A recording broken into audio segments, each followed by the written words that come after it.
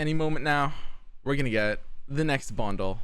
Refresh, it's Viego. Oh my god, it's Viego. For me beyond the mist, my queen. The whole. It's so blurry like always at the start. All right, wait. 5 mana, 5/4. Each round, the first time an ally dies, summon an encroaching mist. I've seen allies with 20 plus total power die. All right.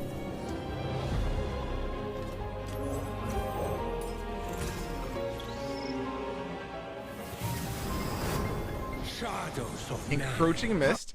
When I'm summoned, grant all allies and other everywhere +1 plus all allied and others. Wait, what? To remember. Learn to fear a dragon's rage. Aww. Ruined Shyvana. Sentinels. God, I'd fucking ruin Shyvana. See how my throne. All right, Camavoran Dragon. This is the one we saw earlier yesterday. Strike an ally, deal 3 to the next slay unit, drain 1. All right. The dark beckons.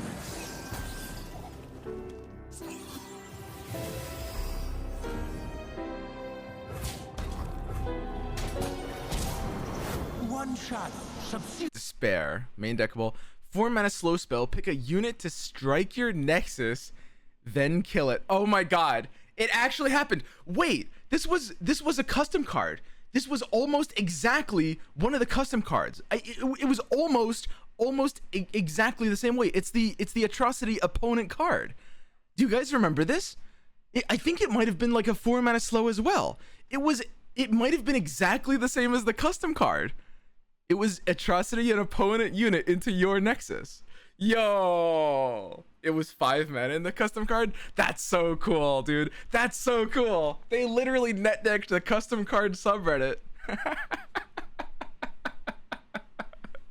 Whoa. All right, that's very cool. By many others.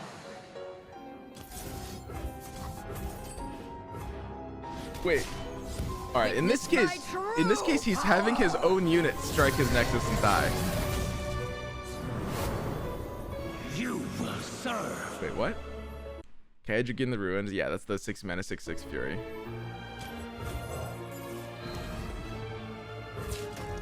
Oppose me and die.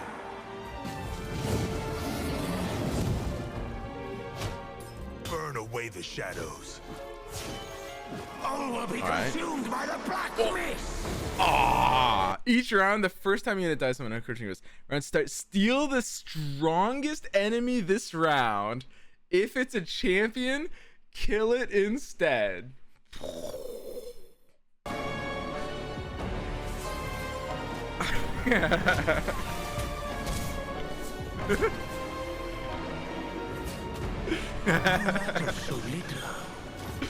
All right, that's fucking cool. Join the rest.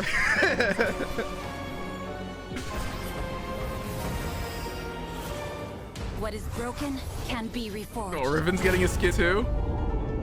Wait, they just showed like a frame of that. Hang on, where was that? The rest.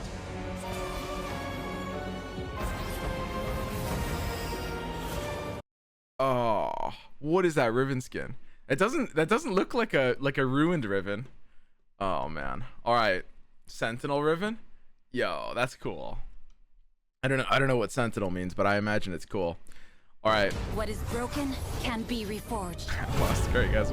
So that's the new reveal for today. Let me actually have a longer look at Viego and read him and how he actually works and think about it, because I'm just like reacting to the pictures on the screen right now. 20 total power die is going to be a little bit hard to level him. He's a 5 mana 5/4, so he's slow, but he starts generating Encroaching Mist right away. He's kind of like Kindred. You play him on 5 mana and he gives you like per turn value. I'm not sure exactly how the Encroaching Mist works. You guys were saying that Encroaching Mist is supposed to, there's a typo, it's supposed to grant Viego's +1/+1. Like it says grant all allied in other everywhere +1/+1. I don't know what that means. On Mobalytics, there's one more card. Let me take a peek at Mobalytics, because yeah, I mean, at the very least, we might get some clarification. We might get some clarification over some of the exactly how this works. Yeah, it says Encroaching Mist. And you're right, there's one more card. Check it out, guys. In Camavoran Soldier. Camavoran Soldier, 3 mana, 3/3. When I'm summoned, summon an Encroaching Mist. And it's just straight up, you know, main deckable and everything. That's pretty cool. All right. 3 mana, 3/3 is really not bad for that. Like, that's a big deal.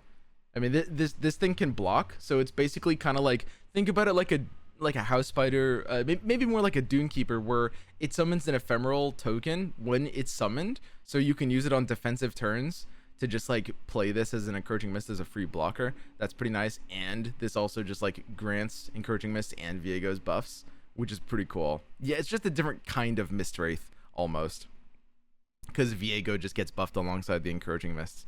So yeah, Camavoran Soldier is super, super good in that archetype. Man, Mist is any unit. Yeah.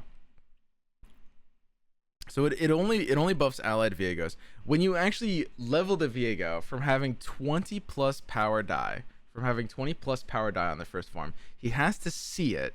He has to see allies with 20 plus power die. Man, that's hard. But his payoff is really, really good when that happens, right? Like, if he's seen 20 plus power allies dies and sticks to the board, he actually does represent kind of like a win condition type engine. Like, he's not just at that point, you know, stalling out the game and marking things to weak.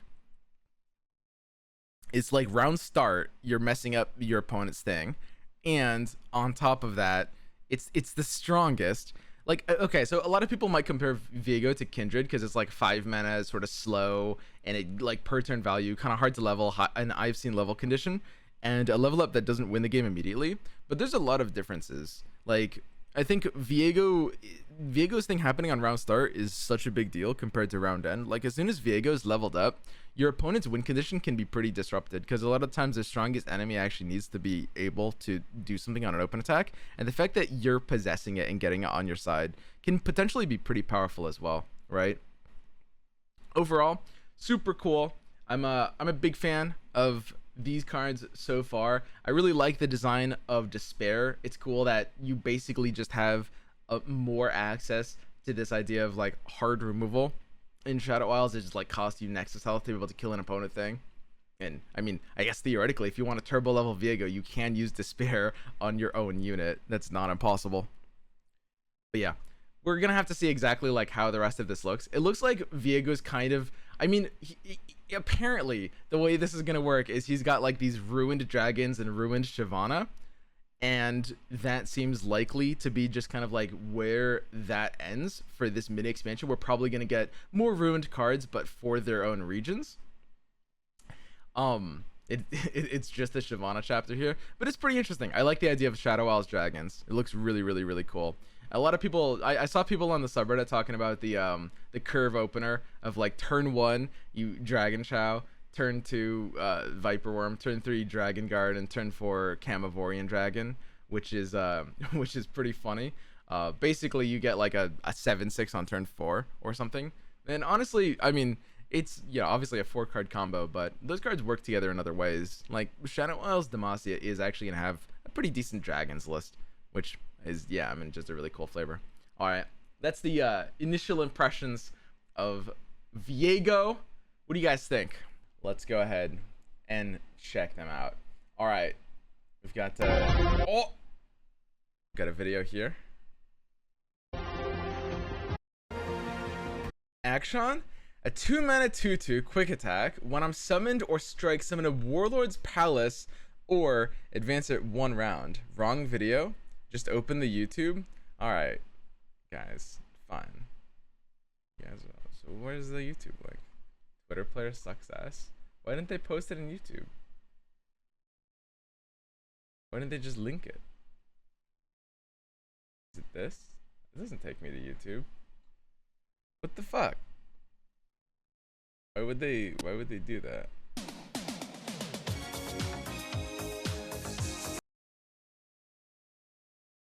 Thanks, guys.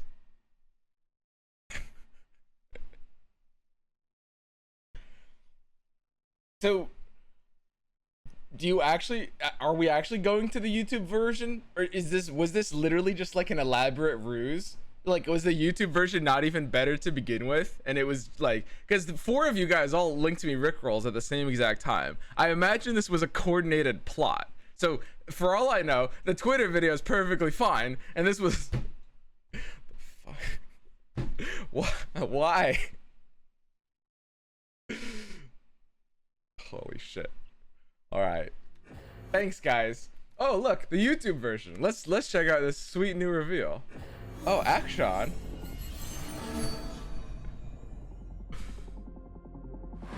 Scores to settle, crooks to kill. Akshan makes every strike count. Here we go. I do not.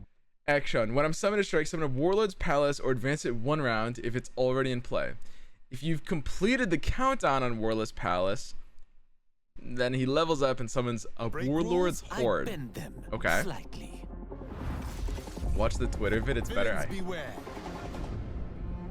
Countdown 8. All right, so it's countdown 8. Create a relic of power. When you target my allies, advance me 1. Wow. So obviously he's Shurima. He kind of like has the same level up condition as Tarek. Make these pieces whole. Yeah, Riven is gonna level him pretty fast here too. Submission or death for all who live.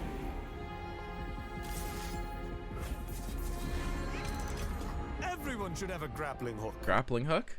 3 mana slow. An ally that has been targeted this round strikes an enemy. Whoa.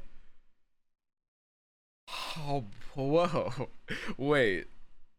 That's really interesting, actually. Most slow speed spells are generally kind of bad, but just like 3 mana an ally strikes an enemy is pretty powerful.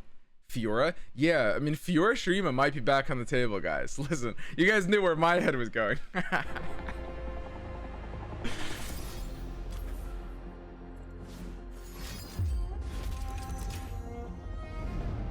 All right, let's see this level up. The world, one scoundrel at a time. Oh. Wait, he also has abs. Why do they all have abs? I don't have abs. What was theirs is now Relic ours. of Power. This is his token. 0 mana. Pick 1. Predict, then draw 1, or summon a Sandstorm Charger that's a 5/2 ephemeral, or grant all allies permanently +1 attack.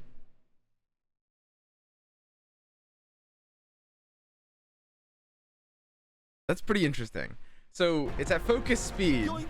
You can use it like a time trick, which is the first ability. Or board presence. The Absolver. Give an enemy +2/+1 this round. If you have leveled a champion this game, create the Absolver's return.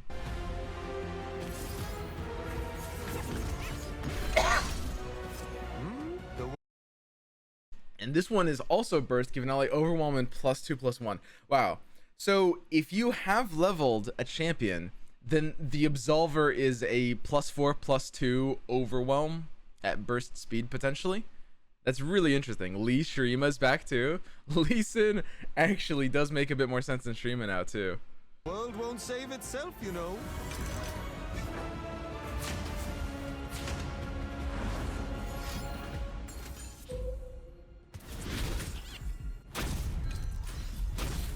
This is justice. Get a Blade of the Exile. He's at 2 mana. He's got a Blade of the Exile in hand. He obviously developed into this round. The homie literally missed lethal. Use your blade. Fuck. Justice. I thought we were leaving our dragons at home.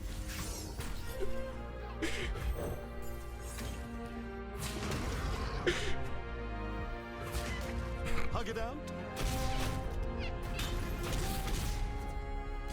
Oh, there it is.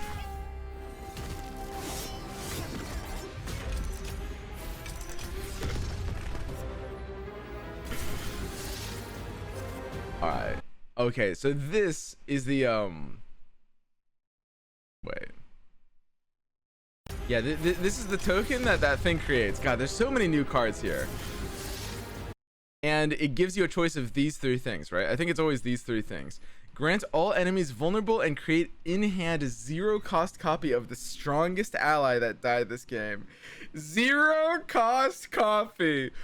Oh baby, infinite combos, dude. Wait. Wait a second. Are you kidding me? Dude. Alright, I'm fucking ready for this. This is actually so good for so many infinite combos. Holy shit. Draw 2. Your cards cost 1 less this round at 0 mana. These are all 0 mana. Wow. Yeah, these cards are the real payoff. Like, these cards are absolutely nuts. For like 0 mana focus, they just flip the game. And then the last one is grant your champions everywhere spell shield and +2/+2. Alright, this is a really cool reveal. Like, we're getting not just Viego, but a second champion as well. The Shadow Isles are just the beginning. Talk is worthless. We are what we do. What? They just showed the cards going on the stack. Where's the climax? We are what we. He's at 3 health. After missing lethal. Talk is worthless. We are what we do. And it just cuts. Teaser, suspense. I mean, they're implying those spells are ones we haven't seen yet. I don't know. It's atrocity. He lost. It's atrocity. They didn't want to show it in the trailer. Like they had footage to work with. They were just editing it to show off gameplay. And whoever played this game, whichever Riot employee played this game for the trailer and edited it down, literally, they missed lethal last turn, and then they didn't want to show them just getting atrocities. So they just cut. They just cut to black. Oh man. They're just hyping up the Ruination event because it's unsure whether Viego or the Sentinels win. Oh yeah, that's a good point too. I like my story better though, honestly. We'll see. All right, that's cool, man. God, that's why he missed lethal. It's so simple, of course. All right, that's actually really cool. I need to look through these cards a little bit more thoroughly, because you guys might have noticed there were a shit ton of them. Wait, are these ones not? Oh man, are they not on Mobiletics yet? I guess they wouldn't because they're an hour early. Wait a second.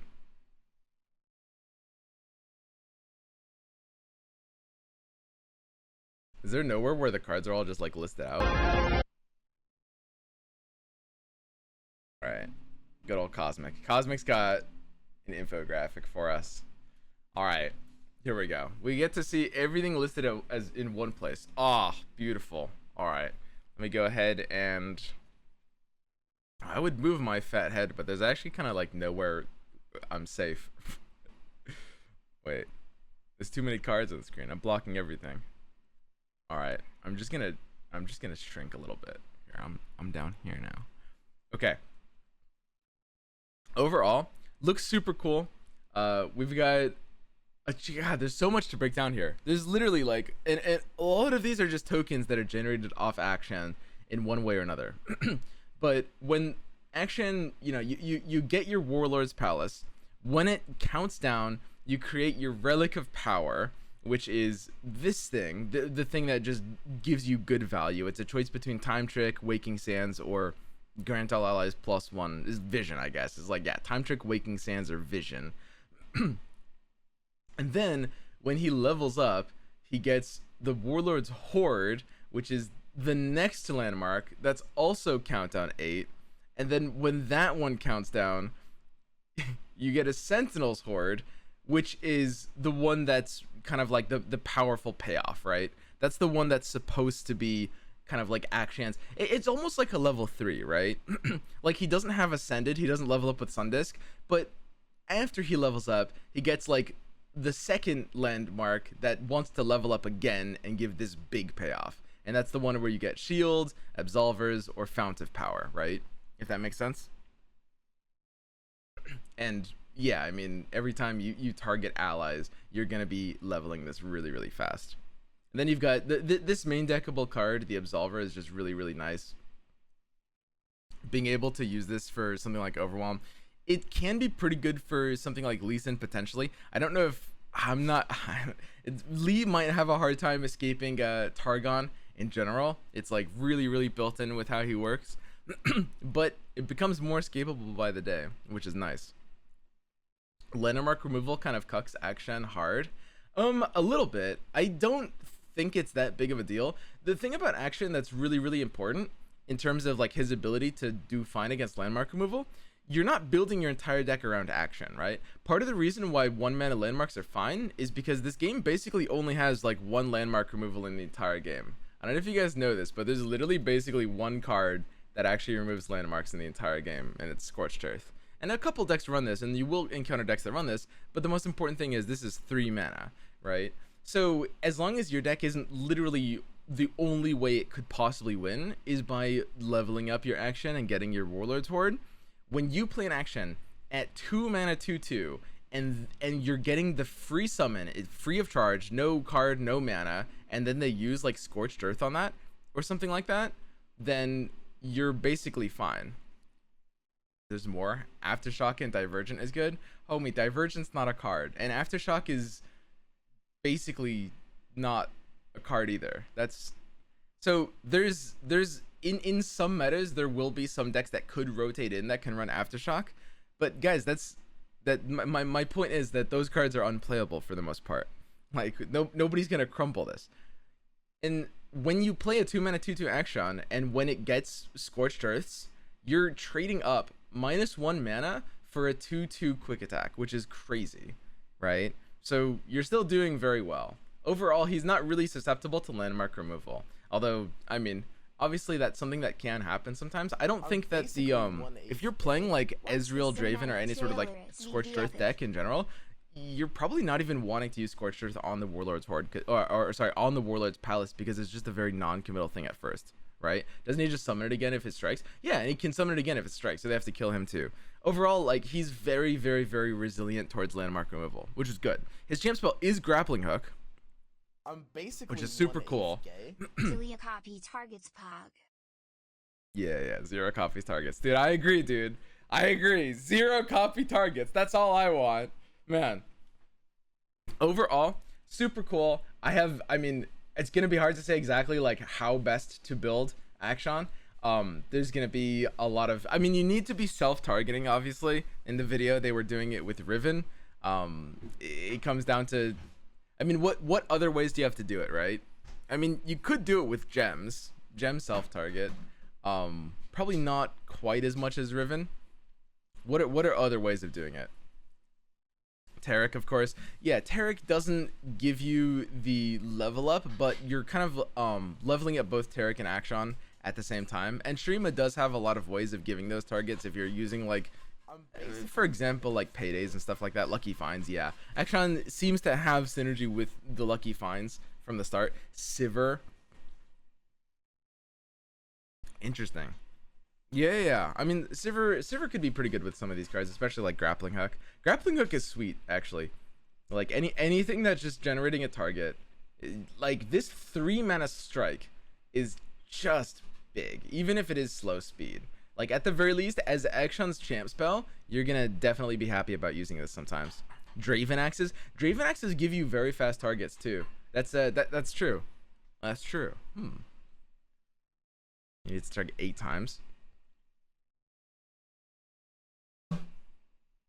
Sivir will love the Overwhelm. Yeah, this is a really good source of Overwhelm. Like, you don't even have to run her with Akshan necessarily, but just running the Absolver in that deck is crazy, right? Like, that's probably where Absolver sees the most value in a deck like Sivir LeBlanc, or even like, you know, people are running Sivir Zed. Stuff like that, Absolver looks nuts. Because, I mean, your champions are so fast in that deck, and giving a source of Overwhelm this is basically like better than Might, right? The Absolver. You can use it as a 4-mana 4/2 Overwhelm, which sometimes Might will be 3 mana, but that'll be nice. But the fact that the Absolver is flexible as a +2/+1 is literally insane. Is actually crazy. Like, that's, I think, what makes the Absolver probably the most competitive card. I mean, they basically only revealed 2 cards here, because one of them is Akshan and one of them is the Absolver, and Well, I guess Grappling Hook is main deckable, but literally everything else is just like tokens generated by like mini quests from these other cards. But yeah, Absolver is nuts. I think Absolver is actually scary. Absolver makes a Zerarelia OP. Ooh, interesting. I mean, that's a little crazy. I could see that. I mean, you can definitely use that on like sparring students too. Absolver is just nuts, dude. Absolver is actually insane. Like when you take Might is a card that's really powerful. Giving something overwhelm at burst speed is super powerful, but when you like Might is balanced around being bricked out as normal combat tricks, right? But Absolver is not only Might, but it can be a +4/+2, which can swing both combats, but also even when you don't need the overwhelm, you can just use it as a 2-mana +2/+1, which is nuts. On top of that, I mean, I guess there will be niche situations where you can even like use the Absolver's return as like a discard fodder, even though it's fleeting, right? Like the Absolver is so crazy. It's so crazy. And we can see right now, like doing really well in meta. LeBlanc Sivir is literally already tier 1 right now. Is already tier 1 right now on the stats, which is, and this is a deck that would very happily jam like 2 or 3 Absolvers. And that's very scary. We see people running Sivir Zed. We see like, yeah, some of you guys are saying it's Zerarelia. It's an absolutely terrifying card. Super, super powerful. Akshan, I have no idea where to even start evaluating this. This is almost impossible without building the deck and seeing for myself. But he doesn't seem bad. The fact that he's very non-committal is probably his best property, right? You guys are saying, well, what if the payoff doesn't happen? But again, the thing is, he's not all in for the payoff, right? If that makes sense. It's really important to know to evaluate cards like that, because when it comes to something like, you know, LeBlanc, there were memes of like, oh, LeBlanc dies to Mystic Shot. The biggest thing about Akshan is that, I mean, even when he gets killed, he's getting good value. You're summoning your Palace immediately on play. Every time he's striking, he resummons it, so they can't just kill the Palace. And when it advances, he's getting some really, really good value. His biggest thing is a deck building cost, but if you're just running like Riven Streamer or something like that anyway, then Akshan can be pretty good. He seems good as a 2-drop, yeah. And I think 2-drops are really important. Like, we need more 2-drop champions to be good. He's got some landmark synergy as well. I mean, in theory, you could clone his landmark with Talia if you were so inclined. Copy the Hoard. Yeah, I mean, you could try. There's a lot of ways to build him. I really like it. And he levels in deck, which is huge. If you know, play one and then it dies right away, and then you're leveling up your you're counting down your Warlord's Palace, the first one, sorry, there's so many names, and then you have your second Akshan that you play before it comes down and he's leveled. That's really cool, right? Like, that's a big deal. So overall, Akshan looks really amazing. Not in terms of power level, but just in terms of design. I'm really looking forward to checking him out. And yeah, Absolver is actually just gonna take over the meta. This card's nuts.